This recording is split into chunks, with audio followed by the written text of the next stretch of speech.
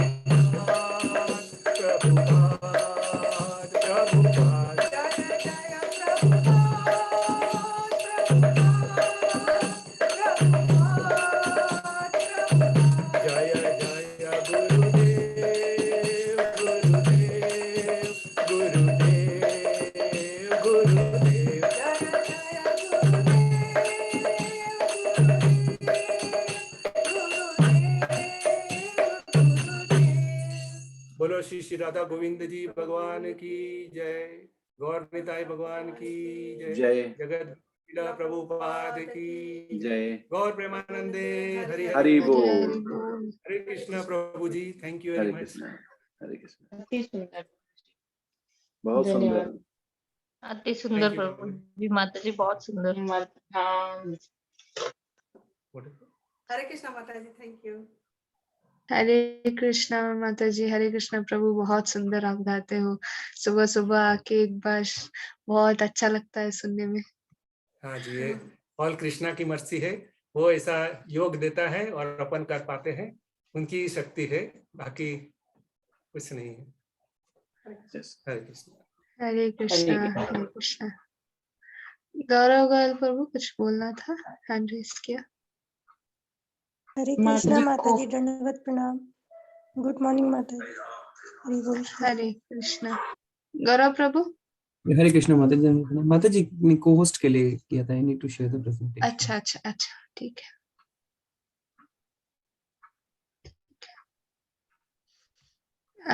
ठीक है प्रभु। माता जी आज 10th चैप्टर है, आरती माता जी एंड जो टीम है उनका। जी, जो जो को होस्ट बनना चाहते हैं हैंड रेज करिए।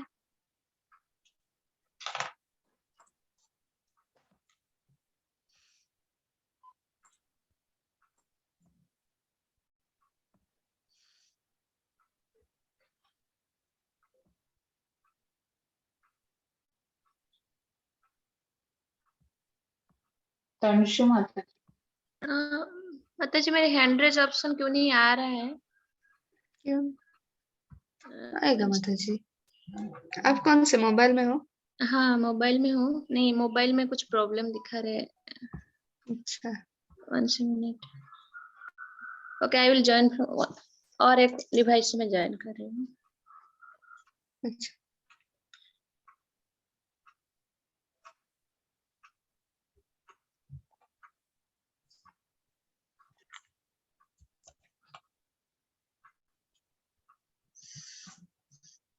तो लास्ट क्लास प्रभु आए थे।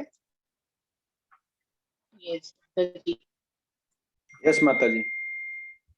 अच्छा, और प्रेरणा माता जी आई थी ना उससे पहले क्लास में। ठीक है, माता जी आ रही हैं। हाँ, तो कल भी आई थी, कल हमारा हुआ था उनके साथ, तो कल भी आई थी 12th चैप्टर। अच्छा, मुझे परसों एग्जाम था तो इसीलिए मैं नहीं आ पाई थी। यस माता जी, आई नो।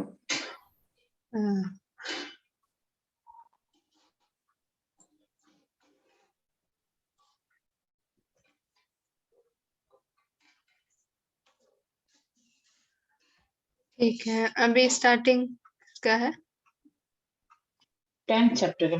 हरे कृष्णा, दंडवत प्रणाम सभी को। आज का हमारा टॉपिक 10th है, भगवान के ऐश्वर्य, जिसमें हम सारे वी ग्रुप के टीम प्रेजेंट करेगी। हरे कृष्णा।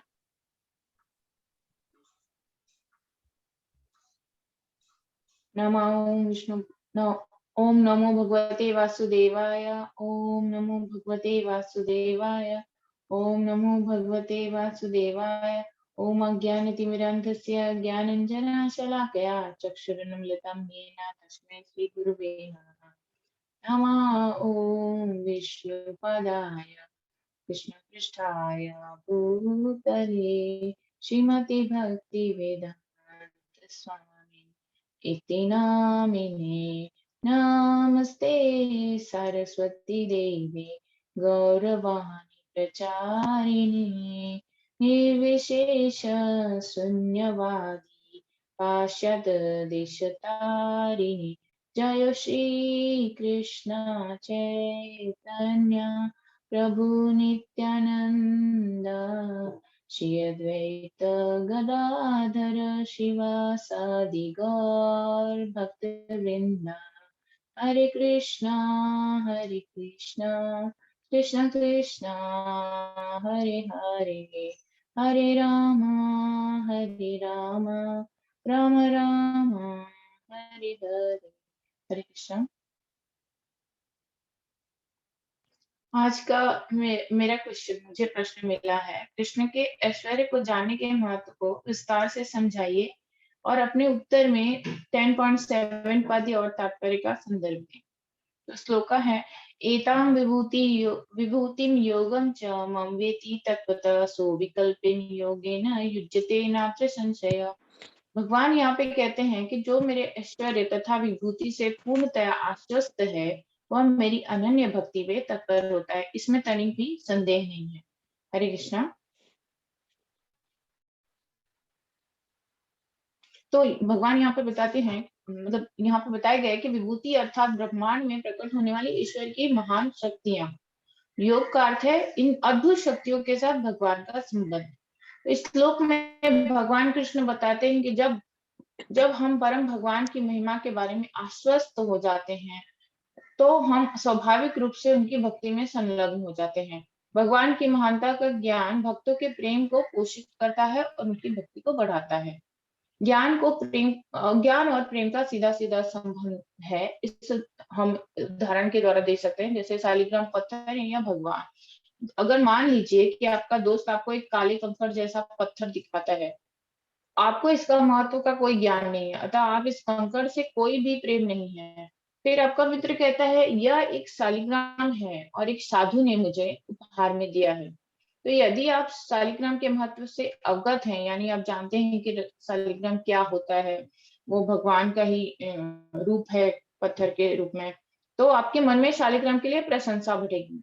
फिर आपका मित्र और बोलता है कि यह 500 साल पहले महान संत स्वामी रामानंद द्वारा इसकी पूजा की जाती थी। जैसे ही इस ज्ञान के अंश को आप सुनते हैं, तो पत्थर के प्रति आपका सम्मान और बढ़ जाएगा। हर बार जब यह ज्ञान ही है जो पत्थर के प्रति आपकी श्रद्धा को, भक्ति को बढ़ा रहा है। इसी तरह भगवान का उचित ज्ञान भक्ति को बढ़ाता है। अतः भगवान कहते हैं कि जो लोग भगवान के विभूति के ज्ञान को जान लेते हैं, वह भक्ति के माध्यम से उनके साथ जुड़ जाते हैं, अस्वस्थ हो जाते हैं कि उनकी भक्ति में संलग्न हो जाते हैं। तो हम जानेंगे कि भगवान के ऐश्वर्य और विभूति है क्या।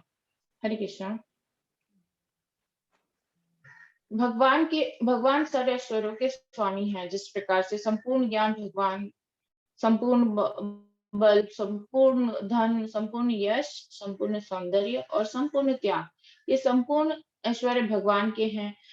इसीलिए ब्रह्म संहिता में कहा गया कि ईश्वर परमः कृष्ण सच्चिदानंद विग्रह अनादिरादि गोविंद सर्व कारण कारणम। अर्थात भगवान सभी भौतिक और आध्यात्मिक दोनों जगतों के स्रोत हैं और सभी वस्तु उन्हीं से उद्भित हुई है और वही सारी उन्हीं के कारण ही संचालित हैं। तो भगवान कृष्ण सभी गुणों तथा व्यक्तियों के, हरे कृष्ण प्रभु जी, भगवान कृष्ण इस ब्रह्मांड के संचालन, भगवान कृष्ण की विभूतियों के बारे में जानेंगे कि भगवान कृष्ण सभी गुणों के, यानी जो व्यक्ति जीव है उसके सारे गुणों के भी स्वामी हैं, जैसे बुद्धि, ज्ञान, मोह, क्षमा, सत्यता, इंद्रिय निग्रह, मन निग्रह, सुख दुख, जन्म मृत्यु, ये सभी विविध गुण जो जीव के हैं, भगवान द्वारा ही उत्पन्न होते हैं। और भगवान कृष्ण सर्वस्व के उद्गम है। जैसे इस ब्रह्मांड के संचालन के लिए भगवान ने अनेक लोगों में अनेक देवता नियुक्त किए हैं, जैसे ब्रह्मा, शिव, 4 कुमार, अन्य प्रजापति, और भगवान ही सारे पितामहों के आदि पितामह हैं। ये परमेश्वर के कुछ ऐश्वर्य हैं और विभूतियां हैं। जैसे विभूतियों में भी भगवान आदित्यों में वामन है, ज्योतिपुंज में सूर्य, नक्षत्रों में चंद्रमा, वाणी में ओंकार, मंत्र में, और मनुष्यों में राजा है, और समस्त बीजों के स्वामी भगवान ही हैं। यानी सिर्फ और सिर्फ भगवान द्वारा ही ये सारे ऐश्वर्य विभूतियां जो भी हैं, वो सारे उनके द्वारा ही उद्भूत हुई है। तो हम जानेंगे कि भगवान के ऐश्वर्य को जानने का महत्व हमारे बद्ध जीवों के लिए क्या है, किस प्रकार है। श्रील प्रभुपाद, हरे कृष्ण, श्रील प्रभुपाद कहते हैं कि जब हम जीव जब जान लेता है कि भगवान ही सर्वस्व के स्वामी हैं और हम सब नित्य दास है भगवान के और कुछ नहीं, तो जब यह जान लेता है तो ईश्वर किस प्रकार महान है, तो वह सहज ही, जो जीव होता है वो सहज ही शरणागत होकर भगवत भक्ति में लग जाता है। यानी भगवान कृष्ण को जो जानता है वह सभी पापों से मुक्त हो जाता है। क्योंकि भगवान जन्मा अनादि और समस्त लोकों का स्वामी के रूप में जानता है, वही मनुष्य मोहरहित हो जाता है और पापों से मुक्त होता है। और दूसरा है भगवान को सर्वशक्तिमान स्वीकार करने से आत्मसमर्पण होता है। जब भगवान को सभी आध्यात्मिक तथा भौतिक जगतों का स्रोत लेता है भक्त, और भगवान द्वारा ही सर्वस्व सृष्टि का उद्भूत होना और संचालित होना, सभी कारणों के कारण भगवान श्री कृष्ण ही है। और तो वह भगवान की प्रेमा भक्ति में लग जाता है और अपने आप को सर्वस्व मतलब अपना जीवन सर्वस्व भगवान को अर्पित करता है और परम संतोष की अनुभूति करता है। हरे कृष्णा। तो निष्कर्ष क्या निकलता है इसका, कि जब मनुष्य को भगवान पर अटूट विश्वास होता है तो वह अत्यंत श्रद्धा समेत तथा संशय रहित होकर भक्ति करता है। भगवान के ग्रंथों जैसे श्रीमद् भागवतम, भगवत गीता का श्रवण करता है और परम संतोष का अनुभव करता है। अतः भगवान का ऐश्वर्य का महत्व जानने का केवल यही एक है मतलब अतः भगवान के ऐश्वर्य को जानने का महत्व केवल शुद्ध भक्ति को प्राप्त करना और उनके प्रति आत्मसमर्पण होना यही है। क्योंकि भगवान सभी अद्भुत जो भी चीजें हैं, वस्तुएं भगवान कृष्ण द्वारा ही उत्पन्न हुई है, ये जब जान लेते हैं, आश्वस्त हो जाते हैं, तो कृष्ण के बारे में सिर्फ भक्ति करने के अलावा और कोई जीव के पास कार्य नहीं रहता, क्योंकि वह समझ जाता है कि वह भगवान का ही नित्य दास है। हरे कृष्ण।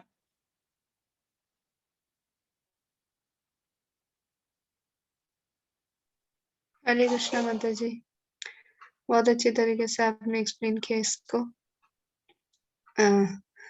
बहुत सुंदर तरीके से आपने एक्सप्लेन किया कि कैसे भगवान की शक्तियां जानने से भी देखो 9th चैप्टर में भगवान ने हम लोगों को उनके ऊपर अपना मन और अपने आप को समर्पित करने के लिए कहा, कैसे अपने मन को कृष्ण पर लगाए रखे।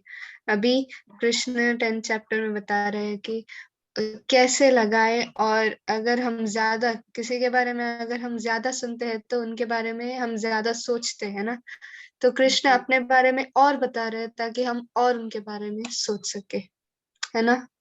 जी।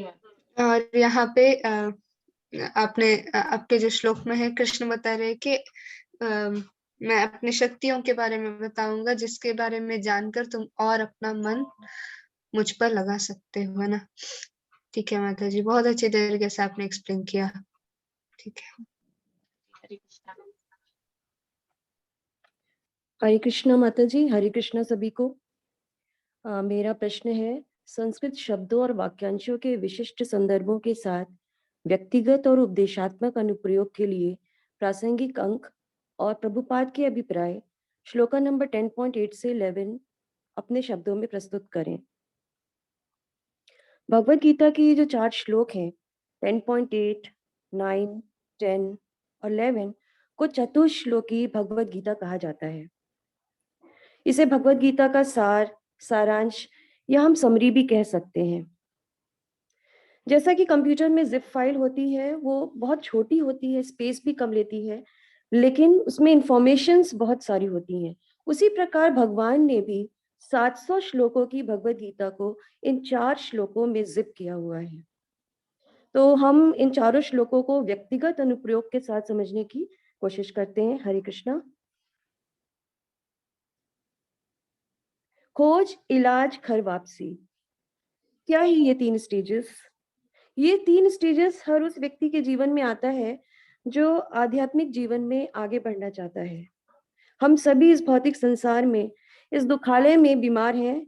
काम, क्रोध, मोह, लोभ जैसी बीमारियों ने हमें हमें पकड़ के रखा हुआ है, और इस भौतिक संसार में इन बीमारियों के साथ हम सब खोए हुए हैं। हमें नहीं मालूम कि हमें क्या करना है, हमारी एग्जिस्टेंस क्या है, भविष्य में हमें क्या करना है। तो यहाँ पे भगवान, और पीछे माता जी ने भी अभी अपने प्रेजेंटेशन में बताया कि भगवान किस तरह से सभी कारणों के कारण है, भगवान सर्वशक्तिमान है। तो भगवान 10.8 में भी कह रहे हैं, अहम सर्वस्य प्रभवा मतः सर्वं प्रवर्तते इति मत्वा भजन्ते माम बुधा भाव समन्विता। अर्थात भगवान कह रहे हैं कि मैं समस्त भौतिक और आध्यात्मिक जगतों का कारण हूँ। प्रत्येक वस्तु मुझसे ही उत्पन्न हुई है और जो बुद्धिमान व्यक्ति यह जानते हैं वे मेरी प्रेमा भक्ति में लगते हैं। अर्थात यहाँ पे यह बताया जा रहा है कि अगर हम एक बार उस सर्वोच्च भगवान को जान जाएं तो हम आसानी से अपने और भगवान के संबंध को जान सकते हैं और यही संबंध ज्ञान है जो भगवान श्लोका नंबर 10.8 में बता रहे हैं। वेदों में भी कहा गया है ब्राह्मण्यो देवकी पुत्र, अर्थात देवकी के पुत्र कृष्ण ही भगवान हैं। और इसके अलावा भी प्रभुपाद जी ने अपने तात्पर्य में बहुत सारे ऐसे हमें प्रूफ दिए हैं, अथर्ववेद से दिए हैं, गोपाल तापनी उपनिषद से भी दिया है, नारायण उपनिषद से भी दिया है। तो इसका अर्थ ये है कि अगर हम भगवान के साथ अपने संबंध को जान लेते हैं तो हमारी खोज यहीं पे आके पूरी हो जाती है। और जब हम ये समझ लेते हैं कि सभी चीजों की उत्पत्ति भगवान से हुई है तो व्यक्तिगत रूप से भी हम प्रत्येक जीव को एक समान दृष्टि से देख पाते हैं, बिना किसी ईर्ष्या और बिना किसी द्वेष के। अब भगवान के साथ हमें अपने संबंध तो पता चल गए हैं, पर संबंध पता चलना ही काफी नहीं है, हमें इसे एस्टेब्लिश भी करना होगा। एस्टेब्लिश करने के लिए हमें अपनी बीमारियों का इलाज भी करना होगा, हमें क्योर होना होगा, कुछ प्रैक्टिसेस करनी होगी जिसे कि अभिधेय ज्ञान कहा गया है, जो कि श्लोका नंबर 10.9 में भगवान समझा रहे हैं कि अनेक भक्तों का मन हमेशा उनमें लगा रहता है और वे निरंतर भगवान की दिव्य प्रेमा भक्ति में रमे रहते हैं। तो हम भगवान की प्रेमा भक्ति में कैसे रम सकते हैं? तो प्रभुपाद के बताए हुए ABCD फॉर्मूले से हम अपने आप को भगवान में अपने आप को भगवान के में रम सकते हैं। भक्तों का संग करके, भगवत गीता भागवतम का अध्ययन करके, भगवान के पवित्र नाम का जप करके और भगवान का प्रसादम ग्रहण करके, और फिर धीरे धीरे हम भगवान से जुड़ते चले जाते हैं। जैसे कि जब हम किसी बीज को जमीन में बोते हैं तो उसे फलने फूलने के लिए पानी डालते हैं, उसकी सुरक्षा के लिए हम फेंसिंग करते हैं। इसी तरह से जब हम भक्तों की दया से भक्ति का बीज मिलता है तो उसे नियमित श्रवण कीर्तन श्रवणम से और भगवान का स्मरण करके उसमें पानी डालना चाहिए। और उसमें उसकी सुरक्षा करने के लिए हमें 4 रेगुलेटिव प्रिंसिपल्स को फॉलो करना चाहिए और हमेशा सावधान रहना चाहिए कि हमसे कभी कोई अपराध ना हो। जैसे कि श्रीमद् भागवतम जो है वो भक्तों को बहुत प्रिय है।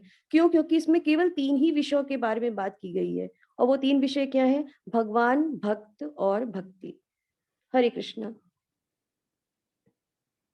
और अंत में क्या होगा? अंत में होगा घर वापसी। जब संबंध स्थापित होना शुरू हो जाएगा, हमारा भगवान के साथ प्रेम बढ़ने लगेगा, प्रेम का आदान प्रदान शुरू हो जाएगा, जिसे कि हम प्रयोजन ज्ञान या पूर्णता भी कह सकते हैं। और श्लोका नंबर 10.10 में और 10.11 में भी भगवान बताते हैं कि वे अपने भक्तों के हृदय में रहकर हमेशा उनका मार्गदर्शन करते हैं, उन्हें बुद्धि देते हैं, जिससे कि वो भगवान को प्राप्त कर सके, तथा भक्तों के हृदय में भगवान ज्ञान का दीप जलाते हैं, जिससे कि उनके जीवन का, उनके हृदय का सारा अंधकार नष्ट हो जाता है। मैंने अपने जीवन में ऐसे बहुत सारे लोगों को देखा है जो हमेशा कहते रहते हैं कि मैं बहुत कंफ्यूज्ड हूँ, मुझे कुछ समझ में नहीं आ रहा है कि मैं क्या करूँ। क्यों? क्योंकि उनके हृदय में अंधकार है, भगवान ने उनके हृदय में अभी ज्ञान का दीप जलाया ही नहीं है। और जब एक बार भगवान ज्ञान का दीप जला देते हैं तो जीवन के सारे अंधकार नष्ट हो जाते हैं, सारे कंफ्यूजन्स वहीं पे जाके खत्म हो जाते हैं। और प्रभुपाद जी भी कहते हैं कि जो व्यक्ति कृष्णा कॉन्शियसनेस में नहीं है वो हमेशा अंधकार में रहता है। और ये चारों श्लोक सुनने के बाद एट लास्ट अर्जुन जो है वो इतना सुन के एक्साइटेड हो जाते हैं, जो अभी तक भगवान से सिर्फ और सिर्फ प्रश्न पूछ रहे थे, अब उन्होंने अपना फीडबैक देना शुरू कर दिया, जैसा कि आगे अभी माता जी बताएंगी। तो यहाँ से भगवान के सभी बातों से अर्जुन एग्री करते हैं और अपना फीडबैक देते हैं, अपना मत देना शुरू कर देते हैं। हरे कृष्णा। तो अगर हम अब देशात्मक अनुप्रयोग पे चर्चा करें तो हमें ये समझना होगा कि कृष्ण ही सर्वोच्च भगवान है और वे हमेशा अपने शुद्ध भक्तों पर कृपा करते हैं। और जीवन में आनंद के लिए हमेशा हमें कृष्ण के बारे में ज्यादा से ज्यादा हमें श्रवण करना चाहिए।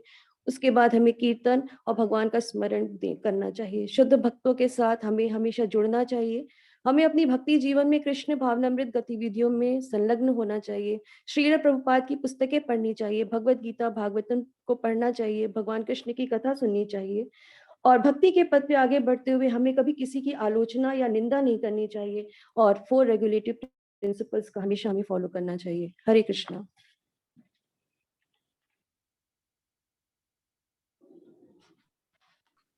हरे कृष्णा माता जी, बहुत सुंदर था।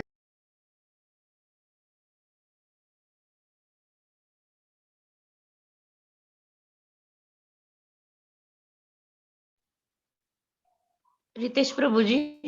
हरे कृष्णा सभी भक्तों को धन्यवाद प्रणाम।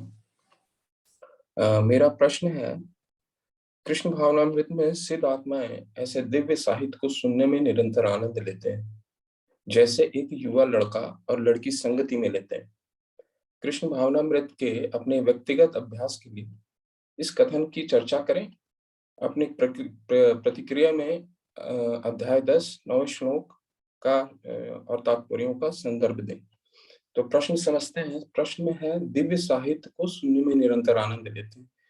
ये निरंतर आनंद, दिव्य साहित्य सुनना, जैसे माता जी ने अभी बताया, दिव्य साहित्य सुनने का आनंद भगवान के विषय में सुनना, भगवान के विषय में सुनना और भगवान में साक्षात में कोई फर्क नहीं विषय वस्तु में। वो भगवत प्रेम को युवा लड़का और लड़की के संगति में लेते हैं। इस प्रेम से, भौतिक प्रेम से कैसे, क्या ये तुलनात्मक है, ये समझते हैं और इसकी व्यक्तिगत अभ्यास में इसको कैसे लेके आए। तो 9वां श्लोक है 10वें अध्याय का। मत चिता मत गत प्राणाम बोधयंत परस्परम कथयंतश्च मानित्यम तुष्यन्ति च रमन्ति च। तो यहाँ प्रभुपाद जी समझाते हैं कि भगवान अपने भक्तों को ग्लोरीफाई कैसे करते हैं। तो शुद्ध भक्ति के लक्षण के बारे में उन्होंने बताया है, जहाँ कह रहे हैं मत चिता का अर्थ है जो भक्ति में, वो भक्त जो भक्ति में रत रहते हैं।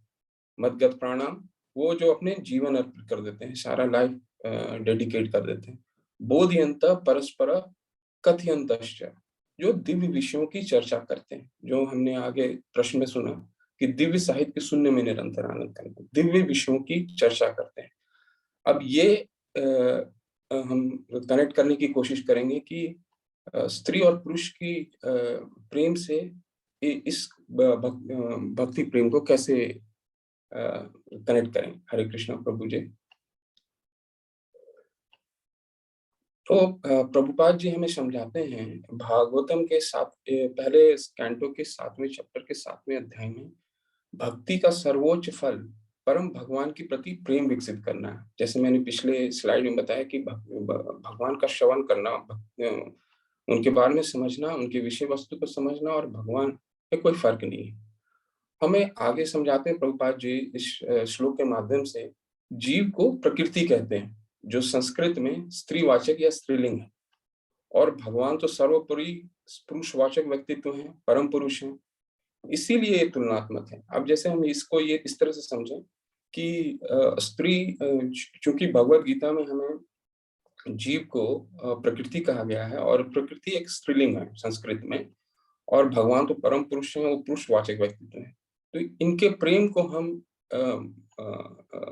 भौतिक जगत के इस प्रेम से समझाने के लिए प्रभुपाद जी ने ये प्रसंग बताया। हम जिस तरह हम स्त्री पुरुष को प्रेम को ये हमेशा समझते हैं कि एक दूसरे के प्रेम में हमेशा वो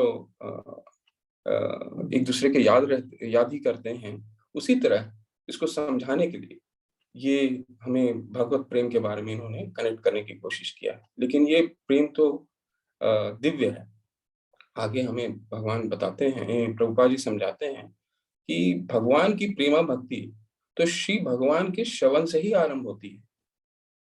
महाप्रभु चैतन्य ने भक्ति बीज बोने, इस प्रेम को भक्ति बीज के बोने से करते हैं, जो निरंतर श्रवण और कीर्तन द्वारा अंकुरित होता है और सिंचन से अनंत गोतवा भगवान के चरण कमलों को शरण प्राप्त करता है। महाप्रभु ने इस प्रसंग को बीज बोने से करते हैं, भक्ति लता बीज जिसके बारे में कहा है, ब्रह्मांडे भ्रमिते कौन भाग्यवान जी, गुरु कृष्ण प्रसादे पाए भक्ति लता बीज। तो ये श्रवण और कीर्तन से स्टार्ट होता है और उसकी सिंचन से वो अनंत गोदवा एंड में जाकर के भगवान के शरणागति होता है। इसका सबसे मुख्य उदाहरण है, हरे कृष्ण प्रभु जी, इसका मुख्य उदाहरण हम नारद मुनि को समझ सकते हैं। जब नारद मुनि ने भागवतम के पहले स्कंद के 6ठे अध्याय में विस्तार से अपने माता के विषय में, मातृ प्रेम के विषय में एक बहुत ही अनोखा उदाहरण पेश किया था, जब उन्होंने बोला पूर्ण जन्म में वो बालक के हृदय में भक्ति वेदांतियों ने उनके बीज को बोया हृदय में, उनके श्रवण के परिणाम यह हुआ कि उनकी संसारिकता से विरक्ति हुई और यहाँ तक कि छोटे बालक अपने एकमात्र संरक्षिता माता की मृत्यु का समाचार को भी भगवान के विशेष कृपा माना उन्होंने। और फिर वो भगवत प्रेम पाने जंगल में निकले और भगवान का दर्शन किया। तो उनकी माता पिछले पूर्व जन्म में उनकी माता ही उनकी एकमात्र वो डिपेंडेंट थे। और जब उन्होंने वेदांतियों से जो शिक्षा प्राप्त की थी, वो शिक्षा ऐसा था कि संसार से उनकी विरक्ति हुई और उनकी माता की जब मृत्यु हुई, जब वो प्रातःकाल जब अपने गाय की दूध दूहने गए थे, तो उनकी माता का सर्प काटने से मृत्यु हो गई थी।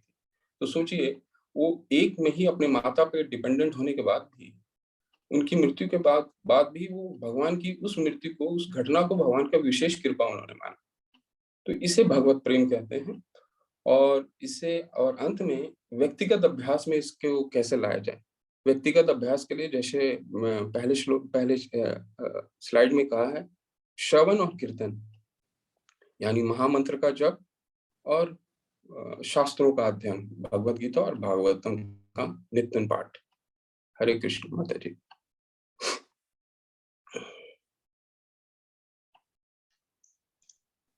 हरे कृष्ण। आज मेरे लिए प्रश्न है, भक्त अज्ञान के अंधकार में है और दार्शनिक रूप से भोले भाले भावुक होते हैं।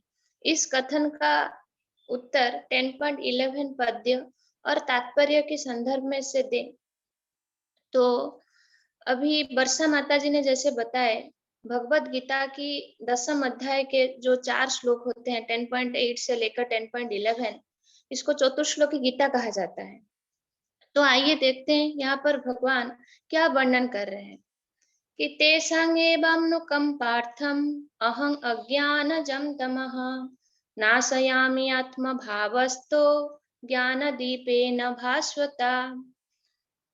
तो तेषां एवं नुकं पार्थम, मैं उन पर विशेष कृपा करने के हेतु उनके हृदय में वास करते हुए ज्ञान का प्रकाशमान दीपक के द्वारा अज्ञान रूपक अंधकार का दूर करता हूँ। तो यहाँ प्रश्न आता है कि भगवान किसके ऊपर विशेष कृपा करते हैं। तो आइए जानते हैं। इससे पहले वाले श्लोका में भगवान क्या वर्णन कर रहे हैं कि मच्चित्त मद्गत प्राणः बोधयन्तः परस्परं कथयन्तश्च मां नित्यं तुष्यन्तिं च रमन्ति च। जो लोग अपना चित्त और प्राण मेरे ऊपर अर्पण करते हैं, मेरे सेवा में निरंतर रहते हैं, एक दूसरे को ज्ञान प्रदान करते हैं और मेरे बारे में बातें करते हैं, तो तेषां सतत युक्तानां भजतां प्रीतिपूर्वकं ददामि बुद्धि योगं तं येन माम उपयान्ति ते। जो लोग प्रेम पूर्वक मेरी सेवा में लगे हैं, मैं उन्हें ज्ञान प्रदान करता हूँ। उन लोग के हृदय से अंधकार को दूर कर मैं ज्ञान का प्रकाश प्रदान करता हूँ।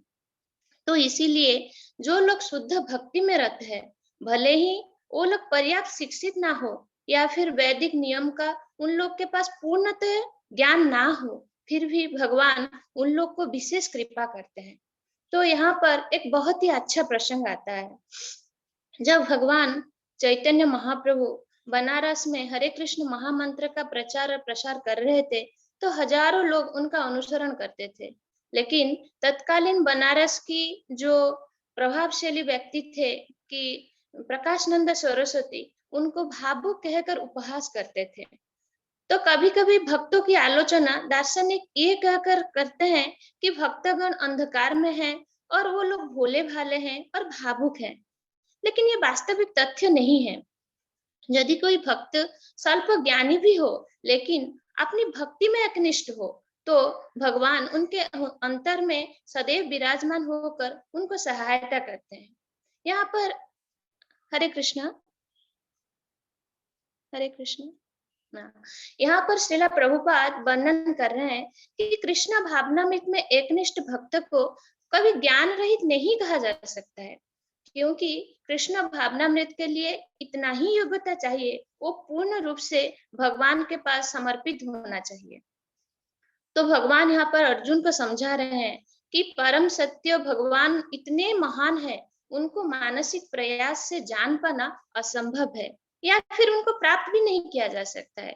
कोई लाखों वर्ष तक क्यों ना चिंतन कर ले, लेकिन जब तक वो अनन्य भक्ति नहीं करता तो परम सत्य भगवान को वो समझ ही नहीं पाएगा। इसीलिए भगवान को केवल भक्ति से ही प्रसन्न किया जा सकता है और भगवान शुद्ध भक्त के हृदय में हमेशा प्रकट होते हैं। तो निष्कर्ष यह है, करोड़ों जन्मों से भौतिक क्लेश कलमेश के कारण हमारे हृदय में जो धूल और मैला जमा हुआ है उसे साफ करना है। जैसे कि चैतन्य महाप्रभु अपनी शिक्षाष्टकम में बताया है कि चेतो दर्पण मार्जनम, इसका मतलब क्या है, हमारे हृदय रूपी दर्पण में जो मैल जमा हुआ है उसे साफ करना है। तो कैसे कर सकते हैं कि निरंतर हरे कृष्ण महामंत्र का जप करना चाहिए, भगवान का लीला गुण का मनन कीर्तन करना चाहिए। इससे हमें शुद्ध ज्ञान प्राप्त हो सकता है और भगवान शुद्ध भक्त के हृदय में हमेशा विराजमान होते हैं और उनकी उपस्थिति सूर्य के समान होते हैं जो अज्ञान रूपक अंधकार को दूर करते हैं। यही भगवान की शुद्ध भक्त पर विशेष कृपा होते हैं। हरे कृष्ण माता जी।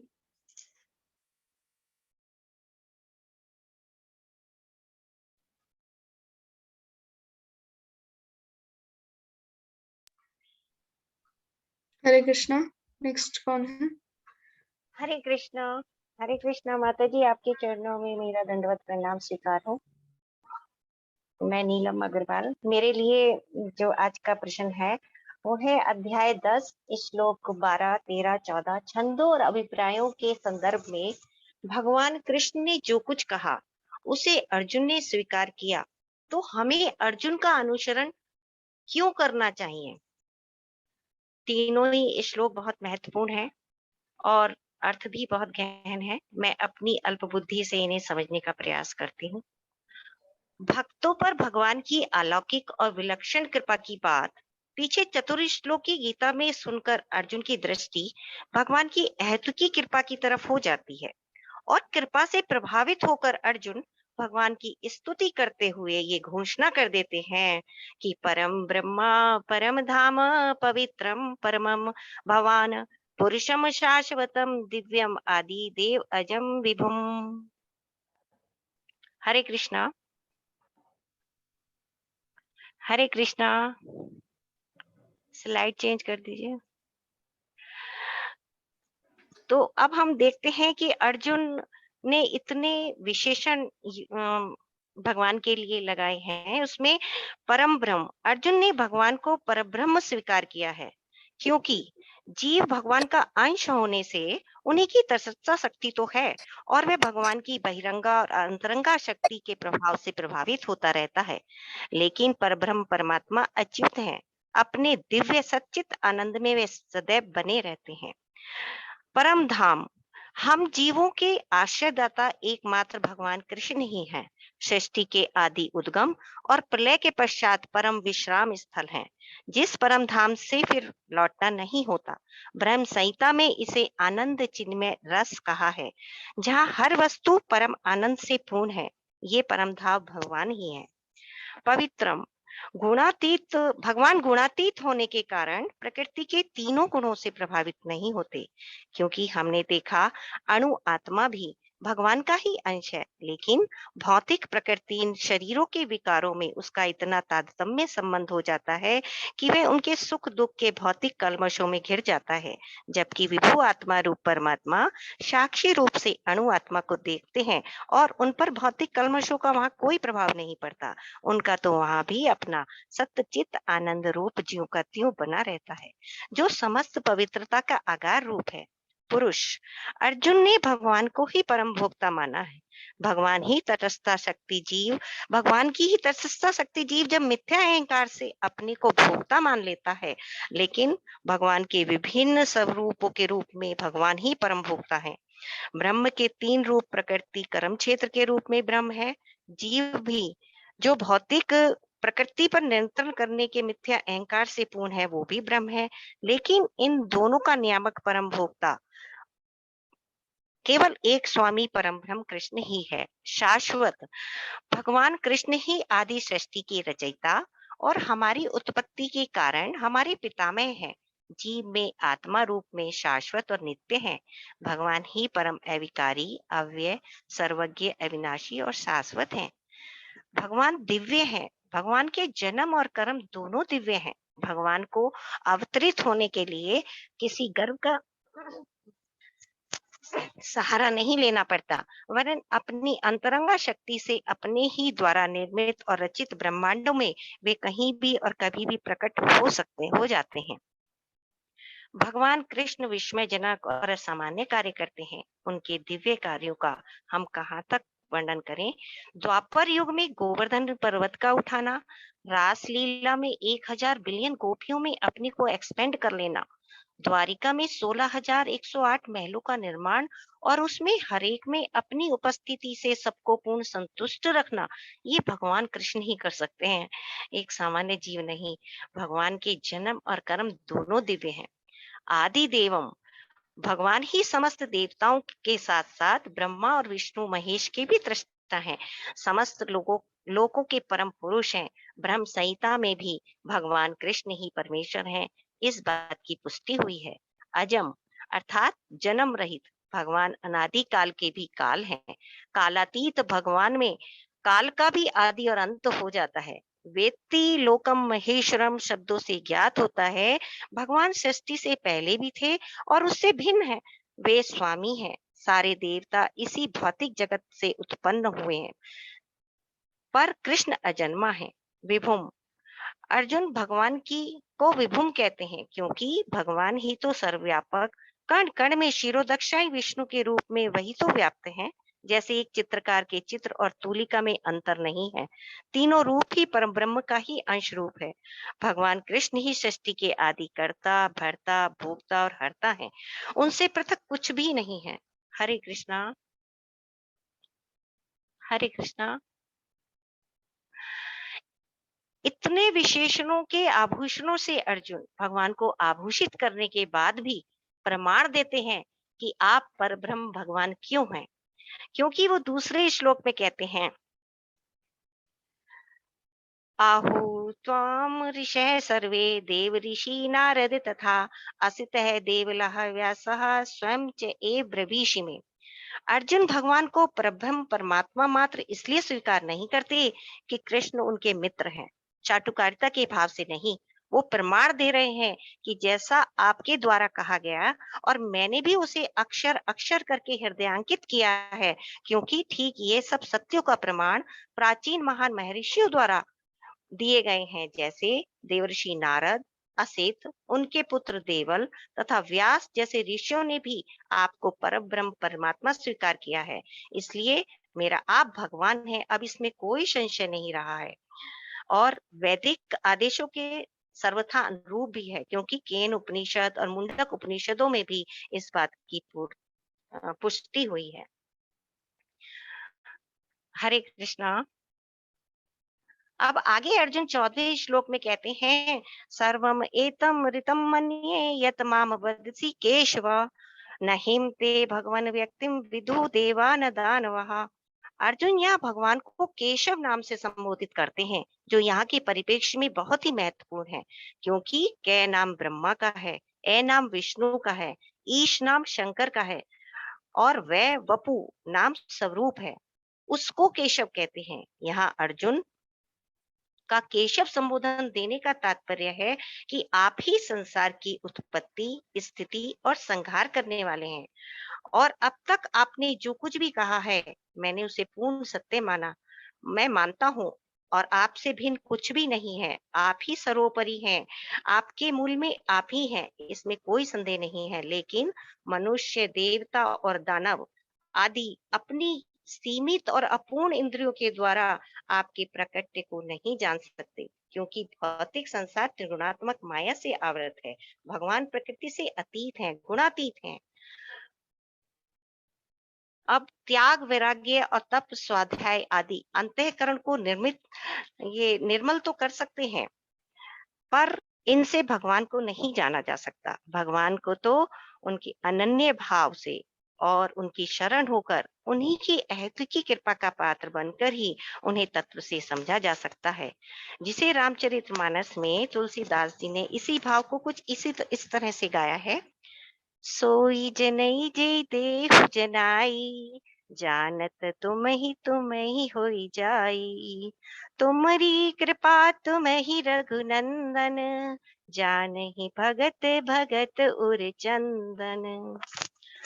अर्थात निष्कर्ष यही है कि जो ज्ञान गुरु परंपरा से भगवान के द्वारा सूर्य यानी वैवस्वत मनु इक्ष्वाकु को दिया गया था, वो लुप्त होने के कारण भगवान की अहेतुकी कृपा हम कलयुग के प्राणियों के लिए हुई और अपने इस दिव्य ज्ञान को हम तक पहुंचाने के सूत्रपात के रूप में अपने परम मित्र और शुद्ध भक्त अर्जुन को उन्होंने चुना, ताकि अर्जुन ने जिस प्रकार बिना संशय किए भगवान के अक्षर अक्षर को परम सत्य जानकर धारण किया, हम भी उन्हीं का अनुसरण करते हुए गीता जी के सार को समझकर अपने जीवन में धारण करें।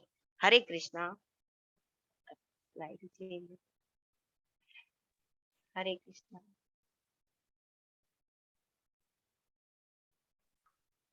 हरे कृष्णा माता जी।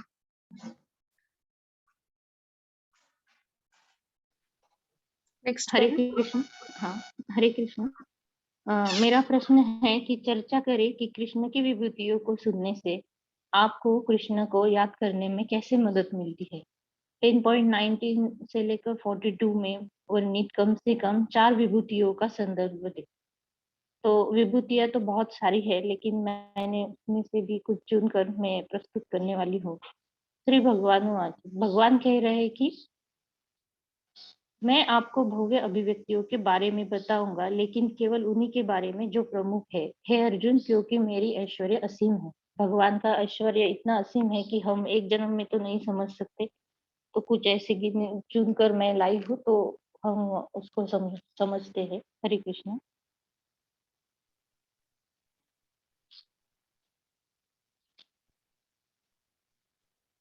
भगवान श्लोक 10.30 में कहते हैं, घोषित कर रहे स्वयं कि प्रहलादश्चास्मि दैत्यानाम, मतलब दैत्यों में मैं भक्तराज प्रहलाद हूँ। इनकी कथा ऐसी है कि दीति तथा आदिति 2 बहनें थी। आदिति के पुत्र आदित्य कहलाते हैं और दीति के दैत्य।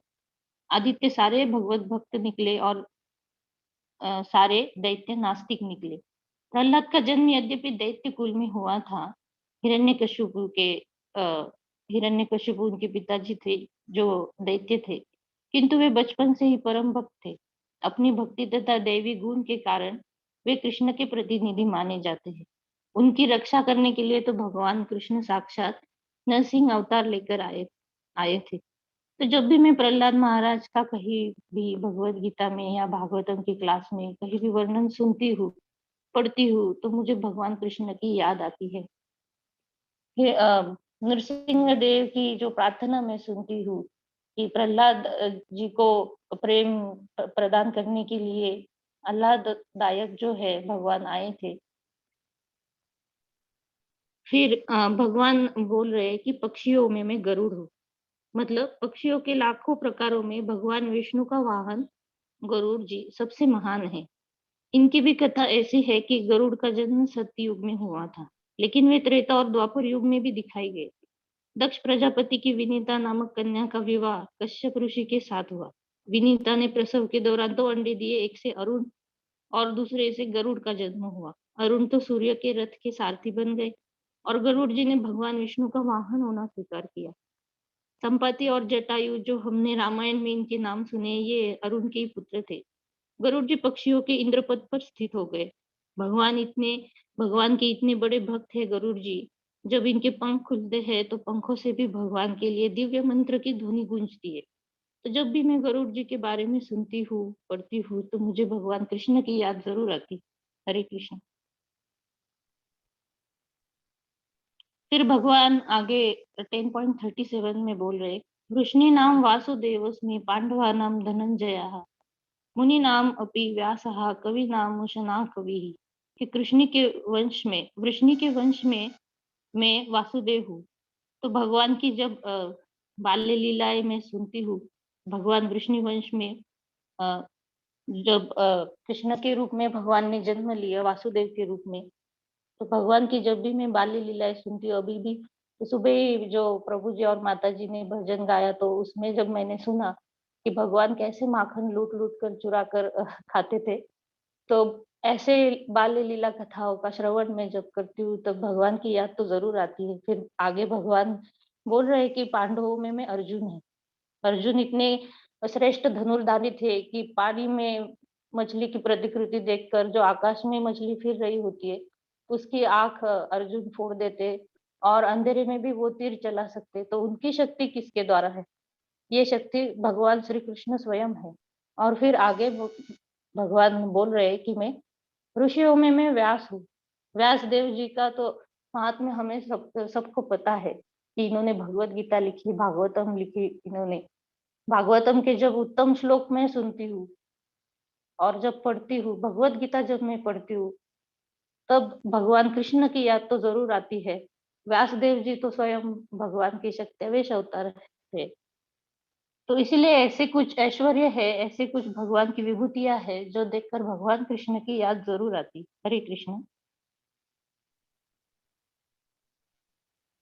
फिर भगवान आगे 10.40 में भगवान कहते हैं कि हे शत्रुओं के पराक्रमी विजेता, अर्जुन को बोल रहे भगवान, मेरी दिव्य अभिव्यक्तियों का कोई अंत नहीं।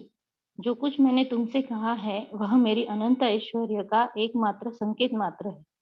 मतलब भगवान के तो बहुत सारे ऐश्वर्य है। जैसे भगवान ने कहा मैं सूरज हूँ, चंद्रमा हूँ, पानी का स्वाद हूँ।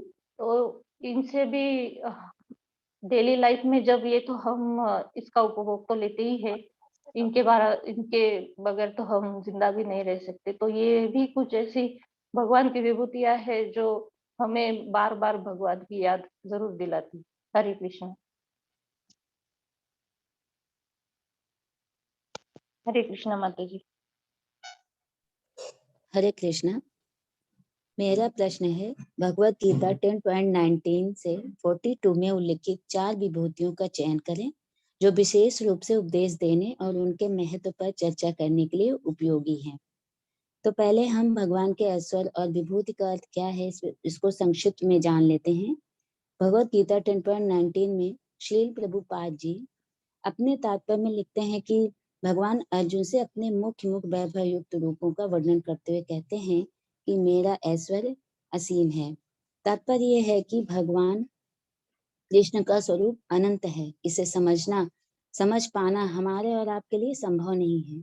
और विभूति शब्द उन ऐश्वर्यों का सूचक है जिनके द्वारा भगवान सारे विश्व का नियंत्रण करते हैं। अमर कोश में विभूति का अर्थ विलक्षण ऐश्वर्य है। तो अब हम भगवान की 4 विभूतियों के बारे में विस्तार से जानेंगे। हरे कृष्णा।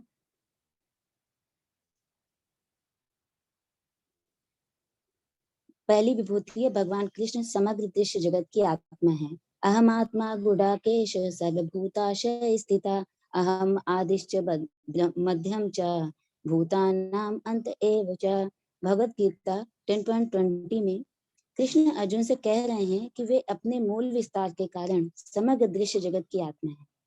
कहने का तात्पर्य है कि हमारे अंदर जो आत्मा है जिससे हमें मिलना है और जिसको हमें समझना है वो कृष्ण ही है। हमारा आदि यानी कि आरंभ, मध्य तथा अंत यानी कि आखिरी पड़ाव भी कृष्ण ही है। जैसे कई बार हम कुछ सोचते हैं तो अंदर से आवाज आती है कि हम ये काम सही कर रहे हैं या गलत कर रहे हैं। कौन होता है जो हमको ये बताता है? वह है हमारी अंतरात्मा यानी कि भगवान कृष्ण।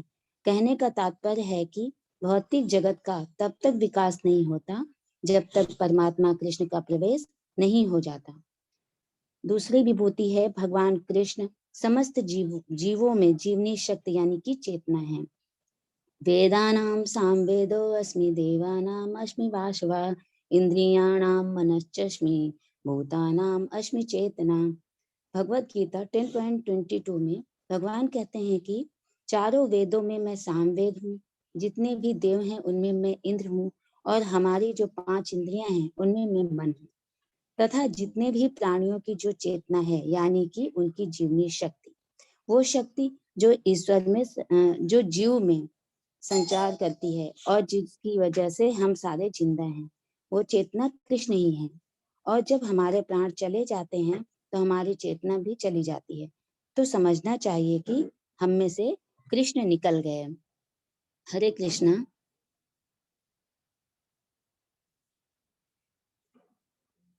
तीसरी विभूति है भगवान कृष्ण समस्त सृष्टियों के आदि, मध्य और अंत हैं। भगवत गीता 10.32 में भगवान कृष्ण अर्जुन से कहते हैं कि हे अर्जुन, मैं समस्त सृष्टियों का आदि, मध्य और अंत हूँ। तात्पर्य है कि सृष्टि जहाँ से शुरू हुई, अभी जो चल रही है, यानी कि मध्य, और एक दिन जब प्रलय आएगा तो सब उसी ब्रह्म में विलीन हो जाएगा, यानी कि अंत। जैसे यह दृश्य जगत महाविष्णु, गर्भोदक शाही विष्णु तथा क्षीरोदक शाही विष्णु द्वारा उत्पन्न और संचालित है। बाद में इसका संहार शिवजी द्वारा किया जाता है। ब्रह्मा गौड़ सृष्टा हैं, सृजन, पालन तथा संहार करने वाले ये सारे अधिकारी परमेश्वर के भौतिक गुणों के अवतार हैं। अतः वे ही समस्त सृष्टि के आदि, मध्य और तथा अंत हैं। भगवान कृष्ण आगे कहते हैं कि मैं समस्त विद्याओं में अध्यात्म विद्या हूँ। ब्रह्म विद्या जो हमारी आत्मा का द्वार आध्यात्म की तरफ खोले, जिससे हमें ब्रह्म की प्राप्ति हो, वो कृष्ण है। भगवान कहते हैं कि परस्पर विवाद करने वालों का तत्व निर्णय के लिए किया जाने वाला वाद भी मैं ही हूँ। चौथी विभूति है भगवान कृष्ण मृत्यु और उत्पत्ति के कारण है। भगवत गीता 10.34 के तात्पर्य में श्रील प्रभुपाद जी कहते हैं कि जो ही मनुष्य जन्म लेता है वह क्षण क्षण मरता है। इस प्रकार मृत्यु अपने समस्त जीवों का हर क्षण भक्षण करती रहती है, किंतु अंतिम आघात मृत्यु कहलाता है। यह मृत्यु कृष्ण ही है। सारे जीवों में 6 परिवर्तन होते हैं। वे जन्मते हैं, बढ़ते हैं और कुछ काल तक संसार में रहते हैं, संतान उत्पन्न करते हैं, क्षीण होते हैं और अंत में समाप्त हो जाते हैं। इस श्लोक में 7 ऐश्वर्यों का भी उल्लेख है। वे स्त्रीवाचक हैं। कीर्ति यानी यश, श्री यानी सम्मान, वाक मतलब बोलना, स्मृति मतलब मेधा, धृति यानी दृढ़ता तथा क्षमा। कहने का तात्पर्य है कि यदि किसी व्यक्ति के पास ये सभी या इनमें से कुछ भी ही होते हैं तो वह यशस्वी होता है। तो अब हम भगवान की विभूतियों के उपदेश और महत्व पर चर्चा के विषय में जानेंगे। किसी भी तेजस्वी या सुंदर सृष्टि को, चाहे वह अध्यात्म जगत में हो या इस जगत में, कृष्ण की विभूति का अंश रूप ही मानना चाहिए। किसी भी अलौकिक तेज युक्त वस्तु को कृष्ण की विभूति समझना चाहिए। भक्तजन कृष्ण को जानने का प्रयास करते हैं। वे समझते हैं कि किसी विशेष समय में या अपने जीवन अवस्था में भगवान को पूरी तरह समझ सकेंगे, बल्कि कृष्ण के वृत्तांत इतने आस्वाद्य हैं कि भक्तों को अमृत तुल्य प्रतीत होते हैं। इस प्रकार भक्त उनका आनंद उठाते हैं। भगवान के ऐश्वर्यों तथा उनकी विविध शक्तियों की चर्चा चलाने में शुद्ध भक्तों को दिव्य आनंद मिलता है। अतः वे उनको सुनते रहना और उनकी चर्चा चलाते रहना चाहते हैं। हरे कृष्णा। निष्कर्ष। भगवान अर्जुन के तथा उनके माध्यम से हमें यह बताते हैं कि हमें यह विशद ज्ञान जानने की आवश्यकता क्या है। हमें तो बस इतना जानना चाहिए कि सारी वस्तुओं का अस्तित्व इसलिए है क्योंकि कृष्ण उनमें परमात्मा रूप में प्रविष्ट हैं। ब्रह्म जैसे विराट जीव से लेकर एक शूद्र चींटी तक इसलिए विद्यमान है क्योंकि भगवान उन सब में प्रविष्ट होकर उनका पालन करते हैं। अतः श्री कृष्ण पूजनीय है। हरे कृष्णा। हरे कृष्णा।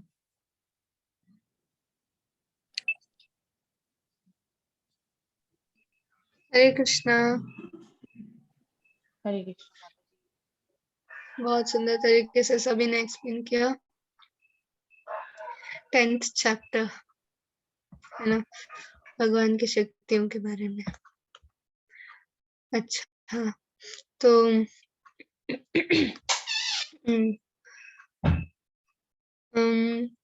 जो कौन सा क्वेश्चन था?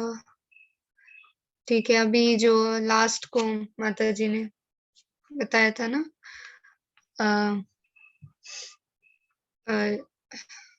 इसके बारे में, भगवान की शक्तियों के बारे में, और जी उन लोगों के विभूतियों के बारे में ममता माता जी ने बताया था 10.19 to 10.42। तो भगवान के बारे में इतना सब कुछ जानने की क्या जरूरत है यहाँ पे, कोई बता सकता है?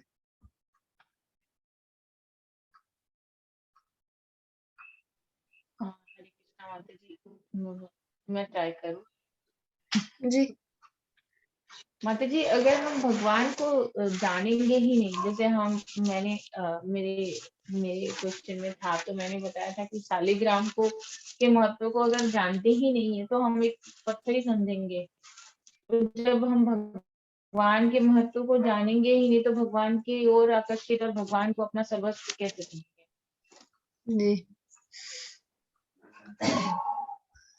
जी माता जी, अगर भगवान के बारे में जानेंगे ही नहीं तो उनके बारे में हम क्या समझेंगे। और इसीलिए श्रीमद् भागवतम में भगवान के बारे में प्रेयर्स बताए हैं, स्टोरी से ज्यादा प्रेयर्स, क्योंकि वो भगवान के बारे में बताते हैं वहां पे, है ना। और फिर इतने सारे भगवान ने अभी बताया कि देवताओं में इंद्र हूँ मैं, आदित्यों में विष्णु हूँ, इतना सब कुछ क्यों बताया? कोई बता सकता है कि इतना बताने की क्या जरूरत थी भगवान को कि मैं ये हूँ। फिर भी उनके शक्तियों के बारे में तो अनंत अनंत शक्तियां हैं, उन्होंने बेस्ट ऑफ द बेस्ट निकाल के बताया यहाँ पे, है ना। पांडवों में मैं धनंजय हूँ। तो कृष्ण जो है वो बेस्ट ऑफ द बेस्ट निकाल के बता रहे हैं कि मैं इनमें से बेस्ट हूँ, क्योंकि इसके अंदर जो कुछ भी आता है वो सब कुछ मेरा ही है। और कृष्ण और अर्जुन वो सुनने के बाद बोलते हैं कि आप परम ब्रह्म हो, परम धाम हो। ये तो कोई फ्रेंड भी बता सकता है, लाइक मैं कृष्णा की फ्रेंड हूँ इसलिए मैंने बताया, है ना। ये उनके बीच का कोई ऐसा वार्तालाप हो सकता है, ये सत्य थोड़ी ना हो सकता है। कोई बताएगा इसके बारे में कि भगवान तो माता जी मैं ट्राई करता हूँ। हाँ हाँ माता जी, भौतिक जगत में तो हम सबसे बेस्ट यही समझ सकते हैं, क्योंकि भगवान का विभूति तो इससे भी दिव्य है। दिव्य विभूति को समझने के लिए तो हमारे पास वो कल्पना ही नहीं है, वो अनुभूति ही नहीं है। तो इसी के लिए भौतिक जगत में हमें समझाने के लिए वो इस जगत का ही सबसे बेस्ट को रिलेट करने की कोशिश कर रहे हैं। माता जी, भगवान तो संपूर्ण ब्रह्मांड में विराजमान है। अगर संपूर्ण ब्रह्मांड की बात करें तो हम शायद हर चीज नहीं जानते, लेकिन हम अपने आसपास के दायरे में जो चीज जानते हैं हम उससे भगवान को कोरिलेट कर सकते हैं, भगवान के विषय में समझ सकते हैं। इसीलिए शायद भगवान ने बेस्ट ऑफ द बेस्ट हमें वो बताया जिसे हम जानते हैं। जी हरे कृष्ण माता जी, मैं ट्राई करूं? जी माता जी, 9वें अध्याय के लास्ट में भगवान कहते हैं मन मना भव मद भक्तो मद्या जी नमस्करो, मतलब मन मेरे में लगाओ। तो मन को लगाने के लिए जानना बहुत जरूरी है माता जी। अगर हम नहीं जानेंगे तो फिर हमें बहुत ज्यादा प्रयास करनी पड़ेगी मन लगाने के लिए। लेकिन जब हम उनकी दिव्यता, उनके वैभव के बारे में जान जाएंगे तो हमारा मन स्वतः ही उनके तरफ आकृष्ट हो जाएगा, हमें बहुत ज्यादा एफर्ट करने की जरूरत नहीं होगी। हरे कृष्ण। जी हरे और कृष्ण माता जी। जी जी बताइए माता जी, भगवान के 6 ऐश्वर्य हैं जो व्यास देव के पिताजी पराशर मुनि बता रहे हैं। ऐश्वर्यस्य समगरस्य वीरस्य ऐसा सरी ज्ञान वैराग्य यस्य च संभगति घना। तो 6 ऐश्वर्य में से भगवान का जो मुख्य ऐश्वर्य जो भौतिक लोग समझ पाते हैं उसको भगवान हाईलाइट करके बतला रहे हैं। हरे कृष्णा। जी और जो भगवान के ऊपर मन लगाने के बारे में बता रहे थे, तो योगी लोग भी तो मन लगाते हैं भगवान के बारे में, भगवान के ऊपर। तो वैष्णव और जो भक्त है और योगी है, उनमें क्या अंतर है यहाँ पे? वो भी मन लगाने की कोशिश कर रहे हैं ना? माता जी योगी बहुत प्रयास करते हैं, बहुत सारी अभ्यास के द्वारा गुजरते हैं, तब जाकर के कहीं मन लगाते हैं, वो भी बहुत मुश्किल से। उनको बहुत जद्दोजहद करना पड़ता है, लेकिन भक्त का मन स्वतः ही भगवान में लग जाता है, क्योंकि वह उनकी आराधना करता है, पूजा करता है, उनके बारे में जानता है, और भगवान भी उसको मदद करते हैं। योगी को भगवान मदद करते हैं ऐसा संदर्भ नहीं देखने को आया है, लेकिन भगवान के स्वयं कहते हैं कि भक्त को मैं भी मदद करता हूँ। जब भगवान का थोड़ा सा भी मदद मिल जाती है तो हमारा सफर बहुत आसान हो जाता है। हरे कृष्ण माता जी। हरे कृष्णा, बहुत सुंदर। आप सब लोगों को ऐसा क्या अच्छा लगता है पर्पस पढ़ने में, और प्रभुपाद के प्रेजेंटेशंस अच्छे लगते हैं आप लोगों को? हेल्पफुल लगते हैं? जी माता जी। जी माता जी, ये बहुत अच्छा हुआ ना। लेवल 3 में प्रेजेंटेशन, लेवल 2 लेवल 1 में बहुत सुनते हैं आप लोग, अभी बताने का टाइम आ गया लेवल 3 में, है ना? और भक्ति विश्वास कैसे चल रहा है? अच्छे चल रहे हैं माता जी, वेरी नाइसली। बहुत सारे लोग मिलजुल कर एक परिवार की तरह रह रहे हैं भक्ति वृक्षा में। हम भागवतम भी 2 दिन रीड करते हैं माता जी, सैटरडे संडे मंडे, और वैष्णव सॉन्ग भी 1 दिन हम करते हैं, उसके बाद 2 दिन हम प्रैक्टिस करते हैं। तो एवरी डे रहता है हमारा भक्ति विश्वास। वाह, बहुत अच्छा। और एनडी प्रभु ने लास्ट टाइम बताया था वृंदावन यात्रा के बारे में। जी जी, कौन सब चल रहे हैं यहाँ से वृंदावन?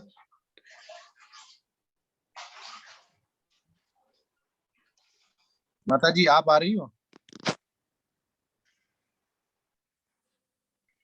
जी मैं सोच रही हूँ आने की। आप लोग तो नॉर्थ में ही रहते हो ना, आप लोगों तो पास ही है वृंदावन। हाँ मैं तो पहुंचूंगा, मैं तो फ्रिक्वेंट जाता भी हूँ। तो प्रभु जी से बात हुई तो हमारे यहाँ से इस बार 6 AM से लगभग नहीं तो 10 डिवोटी जाएंगे।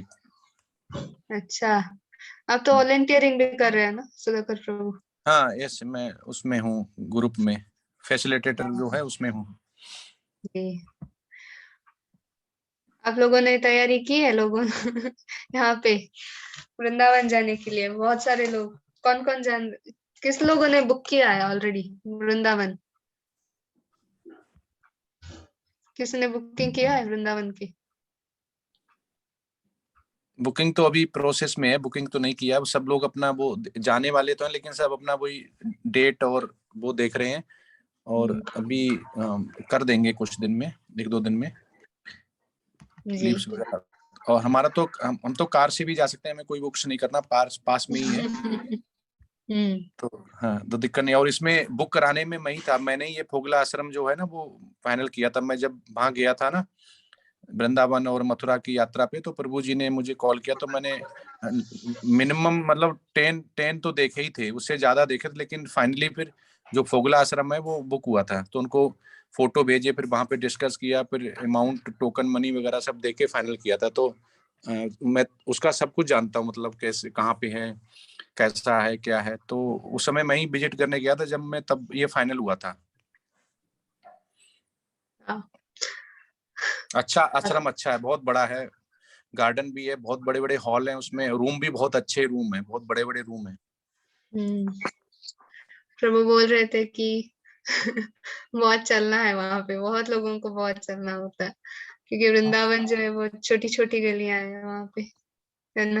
रिक्शा पे मिलेंगे नहीं, लेकिन माता जी वहां तो बैरिकेड्स लगा है देते हैं, बैरिकेड्स लगा देते हैं पुलिस की तरफ से, तो फिर वहां पे गाड़ियां भी इंटर नहीं कर पाती हैं, तो पैदल ही चलना पड़ता है अंदर भी। परिक्रमा मार्ग में तो पूरा 8 बजे के बाद ही बैरिकेड्स लग जाते हैं, फिर तो आप को पैदल ही चलना पड़ता है। बहुत सारे लोग यहाँ से जा चुके हैं, बिकॉज हिंदी लोग तो ज्यादातर नॉर्थ के ही है यहाँ पे, तो बहुत सारे लोग तो वृंदावन जाकर भी आ चुके हैं। आप लोग वॉलेंटियर का काम कर सकते हैं वहाँ पे, फैसिलिटेटर्स प्रभु को हेल्प कर सकते हैं वहाँ पे। बहुत सारे लोग डिवोटीज आने वाले हैं ना, तो कुछ हेल्प आप लोगों से मिल सकती है प्रभु को। सुधाकर प्रभु तो है ही, उनसे बात कर लीजिए। अगर कोई आपको सेवा चाहिए वृंदावन में, भक्तों को सेवा करने का मौका चाहिए, तो सुधाकर प्रभु से बात कर ले। उनको प्रभु ने दे दिया है उसका फैसिलिटेटर का जो रिस्पॉन्सिबिलिटी है। ठीक है, यस। हाँ, नेक्स्ट क्लास में लेंगे। अगर कुछ बात करना है, कुछ कहना है आप लोगों को? नहीं जी, नहीं माता। ठीक है। वाञ्छाकल्पतरुभ्यश्च कृपा सिन्धुभ्य एव च पतितानां पावनेभ्यो वैष्णवेभ्यो नमो नमः। अनंत कोटि वैष्णव वृंद की जय। श्रील प्रभुपाद की जय। जय। ठीक है। हरे कृष्ण माता जी। हरे कृष्ण माता जी, दंडवत प्रणाम। हरे कृष्ण माता जी, दंडवत प्रणाम। हरे कृष्णा। हरे कृष्णा।